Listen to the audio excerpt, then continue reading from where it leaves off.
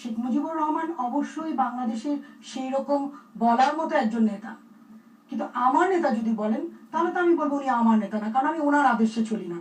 আমার নেতা শহীদ প্রেসিডেন্ট জিয়াউর রহমান, আমি সেজন্য বলবো। কিন্তু তার অর্থ এই না আমি বঙ্গবন্ধুকে বলবো উনি নেতা না।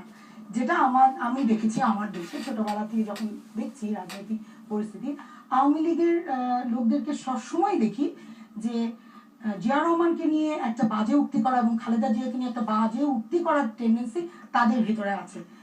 কিন্তু আমি অন্ততকে বলবো আমার ভেতরে কোনো ধরনের কোনো রাজনৈতিক নেতাদেরকে নিয়ে বাজে উক্তি করার টেন্ডেন্সি আমার নাই। আমি সবাইকে সমান করি, তারা আমার চেয়ে সমস্ত দিকে উপরে। যে অভিযোগটা করলেন সেটা তো আপনার আওয়ামী লীগও তো আপনার দলের নেতা কর্মীদের বিরুদ্ধে করতে পারে, কারণ আপনারাও তো সমালোচনা করেন, আপনারাও। আমি সেটাই বলছি যে আমি কিন্তু আমারটাই বলছি।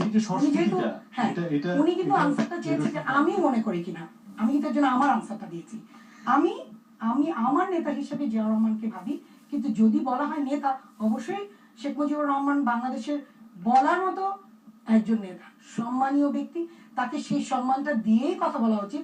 যারা সেটা করে না, সেটা শেখ মুজিবুর রহমানের ক্ষেত্রেই হোক, জিয়া রহমানের ক্ষেত্রেই হোক, শেখ হাসিনা হোক, খালেদা জিয়া হোক, কাউকেই অসম্মান করাটাকে আমি ব্যক্তিগতভাবে কখনোই সাপোর্ট করি না।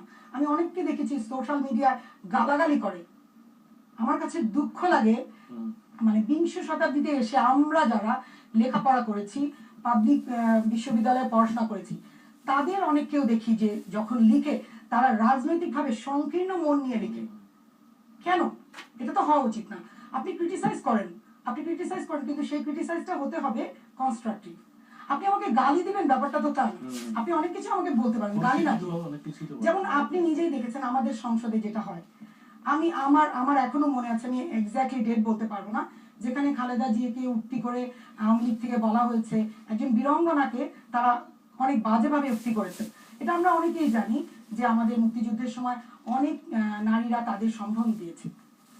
খালেদা জিয়া নিজে ক্যান্টনমেন্টে বন্দী ছিলেন এবং আমি ব্যক্তিগতভাবে ক্যান্টনমেন্টে বড় হয়েছি এবং আমার স্কুল হচ্ছে খালেদা জিয়ার মইনুল রোডের বাড়ি, জিয়া রহমানের যে মইনুল রোডের বাড়ি সেই বাড়ি, এবং আমার স্কুলের ওয়াল একটা। আমি কিন্তু ছোটবেলা থেকে তাদেরকে দেখে বড় হয়েছি।